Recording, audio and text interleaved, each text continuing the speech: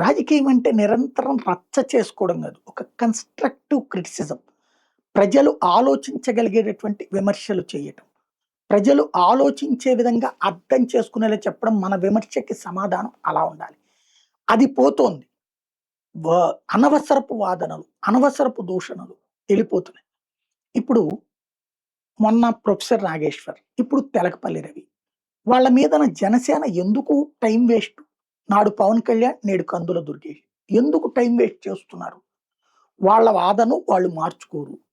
ఇప్పుడు తెలకపల్లి రవి ఏమంటారు? పవన్ కళ్యాణ్ దొంగతనం గురించి ఎందుకు మాట్లాడలేదు? అయోధ్య దొంగతనం గురించి అన్నాను. దాంట్లో తప్పే ఉందంటున్నారు. మరి ఇదే తెలకపల్లి రవి కేరళలో ఉన్నటువంటి బంగారం చోరీ గురించి ఎందుకు మాట్లాడలేదు? కేరళలో ఉన్నటువంటి ముఖ్యమంత్రి విజయన్‌కే డైరెక్ట్‌గా బంగారం స్పెషల్ రూట్స్‌లో వచ్చిందన్నటువంటి దాని మీద ఎందుకు మాట్లాడలేదు? కాబట్టి అట్లాంటిది కన్‌స్ట్రక్టివ్ క్రిటిసిజం అంటారు. అలా కాకుండా మీరట్లెందుకు? మీరెట్లెందుకు? అంటే ప్రయోజనం ఏమిటి?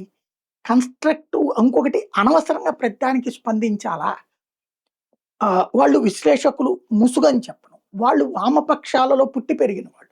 కమ్యూనిస్టు భావజాలంతోనే మాట్లాడతారు. వాళ్ళకి దేశానికి సంబంధించి ఒక పర్టిక్యులర్ ఈ దేశాన్ని కమ్యూనిస్టులైతే సవ్యంగా పరిపాలిస్తారు. చైనాని, రష్యాని వాళ్ళు అద్భుతంగా పరిపాలించారు.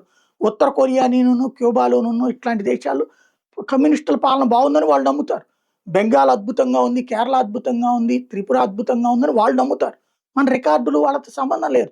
వాళ్ళు ఎర్ర జెండా చూసినప్పుడు అదొక తాదాత్మ్యం చెందుతారు. వాళ్ళతో ఆర్గ్యూ చేయడం వలన సమయం వృధా ప్లస్ మన కార్యకర్తల అటెన్షన్‌ని అటుకు డైవర్ట్ చేసి, వాళ్ళ మాట వినేలా చేసి, వాళ్ళ మాటకి వీళ్ళు సమాధానం ఇచ్చేలా చేసి, వాళ్ళని ప్రమోట్ చేస్తున్నామేమో ఆలోచించుకోవాల్సింది.